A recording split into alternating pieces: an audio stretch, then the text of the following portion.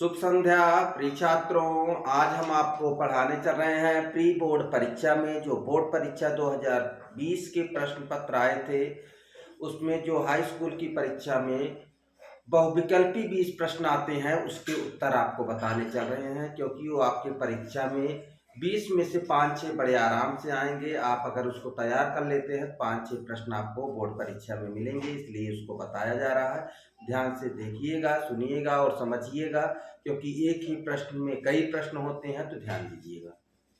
Board पे लिखा गया है, पहला प्रश्न है, देखिए बहुविकल्पी प्रश्न में पहला प्रश्न है, पुनर्नवा किस विधा की रचना है। पहली बात तो आपको पता होना चाहिए कि यह किसकी रचना है। तो किसकी रचना है? यह हजारी प्रसाद द्विवेदी की है। क्या है? उपन्यास।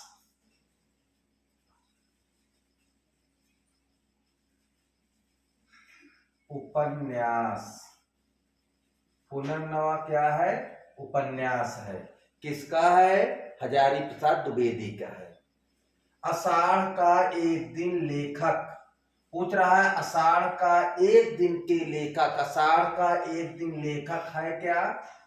यहां जान लीजिए, पुनर्नवा हजारी प्रसाद।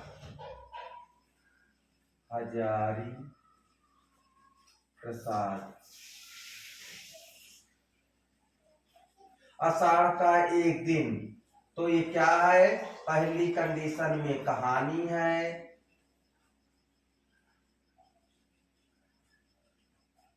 मोहन राकेश का नाटक है। क्या है?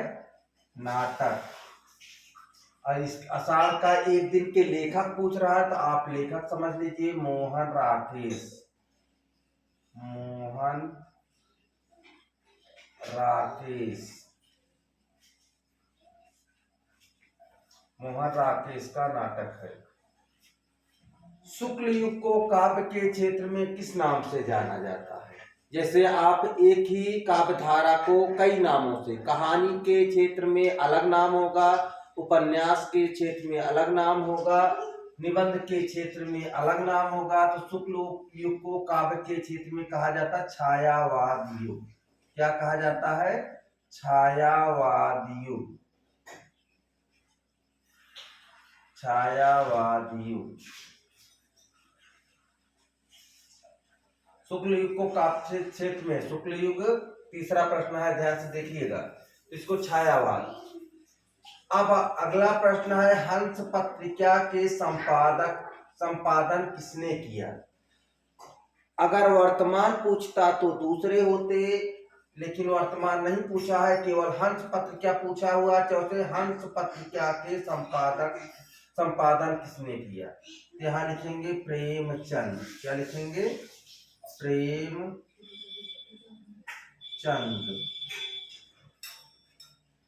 अगर यही वर्तमान संपादक कौन है? वर्तमान राजेंद्र यादव। राजेंद्र यादव। ये सब पत्रिकाएं आपको बताया गया है, आप ध्यान देंगे समझ जाएंगे। विश्रामपुर का संत, ये एक रचना का नाम है, विश्रामपुर का संत। तो ये क्या किसका है? श्रीलाल शुक्ल। श्रीलाल शुक्ल। श्रीलाल शुक्ल है। क्या विश्रामपुर का संत? उपन्यास है। क्या है? उपन्यास है। ठाकुर किस काव्य धारा के कवि हैं? आपको रीत काव्य धारा की परंपरा को पढ़ाते समय, बताते समय समझाया गया था। तो ठाकुर जो है रीत मुक्त काव्य धारा के। किसके हैं? रीत मुक्त। रीत मुक्त काव्य धारा।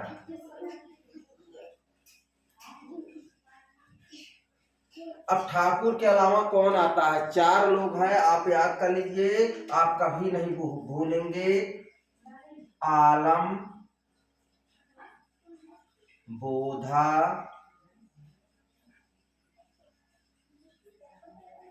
बोधा घनानंद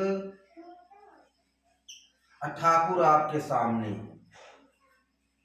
यानी आलम बोधा ठाकुर ये रीत मुक्त के 4 कवि हैं। हमेशा पूछा जाता है, इसलिए इन चारों को आप याद कर लीजिए। आपको बताया और समझाया जा रहा है। तार सप्तक में संकलित कवियों की संख्या, प्रश्न पूछा तार सप्तक 4 प्रकाशित हुए। कितने हुए? 4। तो सभी में कितने कितने कवि थे? एक तार सप्तक में 7 थे। तो यही ये पूछ रहा है, प्रश्न भी दिया गया है आप लोगों का। 7वां नंबर है, तार सप्तक में कितने कवि थे?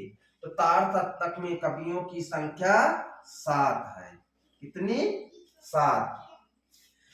फिर अगला प्रश्न है, रामचंद्रिका किस काल का महाकाव्य है? रामचंद्रिका पहले तो लेखक जानिए कि रामचंद्रिका के लेखक कौन है।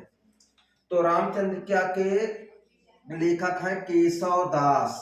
कौन है? केशव दास। अब किस काल जो पूछा गया उसको देखिए, किस काल के हैं? रीत काल की। रीत काल की, यानी रामचंद्रिका जो है महाकाव्य रीत काल का है, उसके लेखक केशवदास हैं। अगला प्रश्न आया है, सुमित्रा नंदन पंत की रचना है। सुमित्रा नंदन पंत की रचना, इसमें कई रचनाएं दी गई हैं। निहार नीरजा किसका है? महादेवी वर्मा का। सुनहरे सहवाल किसका है? अज्ञेय का। पल्लव जो है वो किसका है? सुमित्रा नंदन पंत का। पल्लव।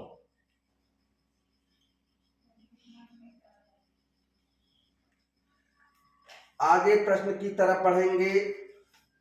कलम का सिपाही के रचनाकार। तो कलम के सिपाही के रचनाकार हैं विष्णु प्रभाकर। कौन है? विष्णु प्रभाकर।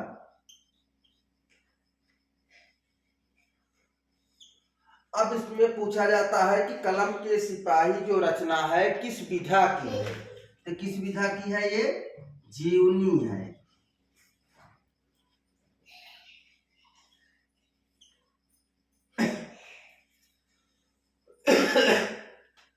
देखिए आपको 10 प्रश्न इधर से बताए गए। अब 10 प्रश्न इधर से ध्यान से देखिएगा, क्योंकि आप जितना अच्छे से ध्यान से समझेंगे आप बोर्ड परीक्षा के लिए अपने लिए बहुत प्लस कर रहे हैं, क्योंकि बोर्ड परीक्षा में सारे प्रश्न पूछे जा सकते हैं। शांत रस का अस्थाई भाव आपको रस पढ़ाते समय बताया गया, लिखाया गया, समझाया गया। हमारे वीडियो में भी पढ़ा हुआ है, आप वहां भी देख सकते हो। तो शांत रस का अस्थाई भाव जो होता है वो होता है शांत का निर्वेद। निर्वेद मान लो एक कंडीशन में निर्वेद नहीं दिया आपको, मान लीजिए आपके जानना चाहा कि बच्चे निर्वेद रखते हैं, तो दूसरा ऑप्शन अगर देगा तो देगा बैराग। क्या देगा? बैराग। निर्वेद या बैराग। आया कनक कनक ते 100 गुनी में कौन सा अलंकार है? अब आपको पढ़ाते समय अलंकार मैंने समझाया, इसका उल्टा कहा जाएगा तो इसका उल्टा होता है सोरठा। सोरठा। पर्यावरण में किस उपसर्ग का प्रयोग है? तो पर्यावरण, पर्यावरण का अर्थ होता है परिधन आवरण, यानी ये पर्यावरण का संधि विच्छेद हुआ। अब उपसर्ग क्या? उपसर्ग पहले मूल शब्द में लगता है, तो पहले क्या लगा है? परि, यानी हमारा उपसर्ग क्या हो गया? परि। धुआं का तत्सम, धुआं तद्भव है और इसका तत्सम पूछा जा रहा है, तो इसका तत्सम होगा धूम्र। धूम्र। पंचतंत्र में कौन सा समास है? तो पंचतंत्र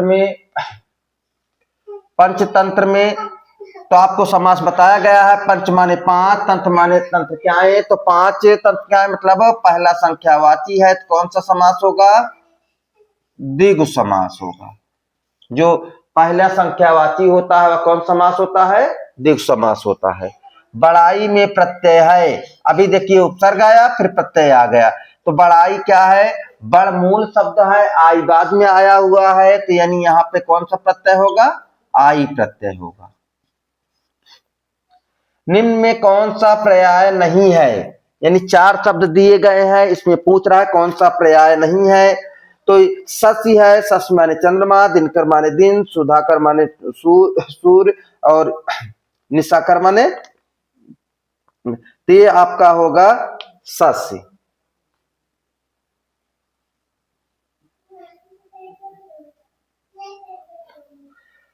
फिर दे रहा है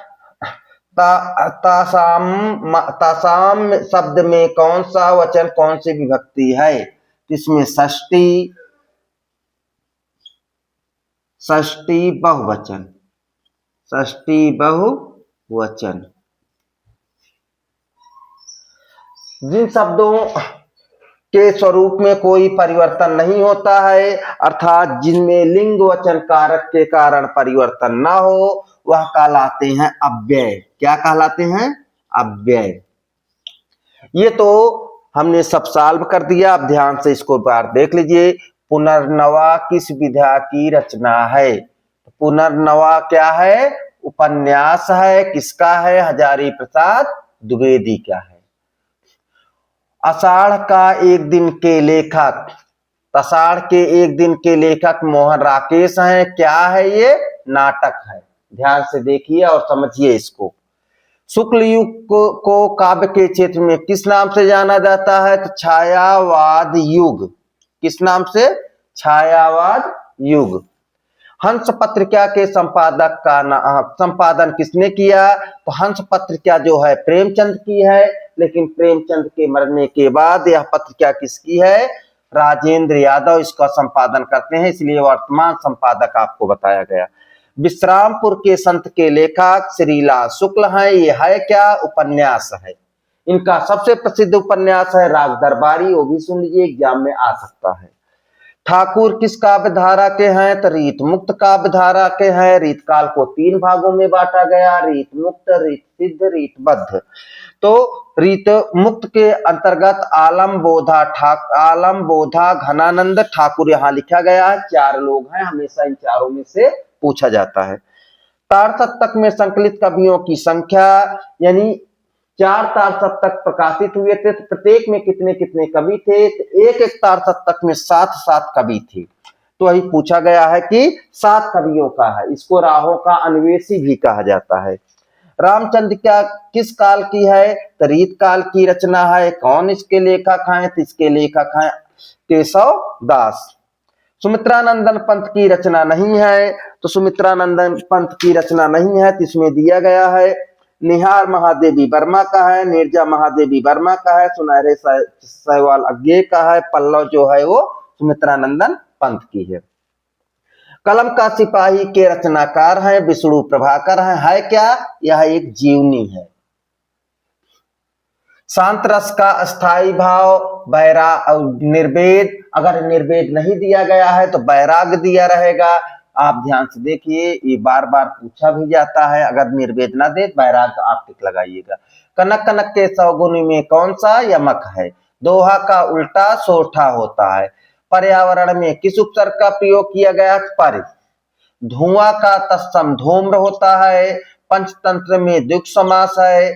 बड़ाई में आई प्रत्यय है, इसमें सस्य है।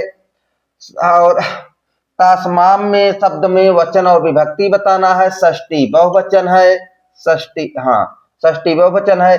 जिन शब्दों के स्वरूप में परिवर्तन नहीं होता वह अव्यय कहलाते हैं। अव्यय की दूसरी भी परिभाषा होती है कि आप जिन वर्णों में लिंग वचन के कारण परिवर्तित ना हो उनको अव्यय कहा जाता है। तो आज हमने आपको पढ़ाया बोर्ड परीक्षा 2025 के प्रश्न पत्र को सॉल्व कराया और इसके बहुविकल्पी प्रश्नों को बताया। चाहे बोर्ड परीक्षा 2025 के प्रश्न पत्र कह लीजिए, चाहे 2026 के प्री बोर्ड का बोर्ड कह लीजिए, क्योंकि प्री बोर्ड परीक्षा में 2025 के प्रश्न पत्र को दिया गया है। बच्चे देखें बोर्ड परीक्षा में कैसे पेपर आता है, तो सेम पेपर उठा के दिया गया है। आप हमें आशा होगी कि सारे प्रश्नों को अच्छे से समझे होंगे। और इस प्रकार से देखने के लिए मेरे वीडियो को आप लोग ज़्यादा से ज़्यादा लाइक करिए, शेयर करिए, सब्सक्राइब करिए। बोर्ड परीक्षा में मात्र 20 दिन बचे हुए हैं, आप लोग वीडियो ज़्यादा से ज़्यादा देख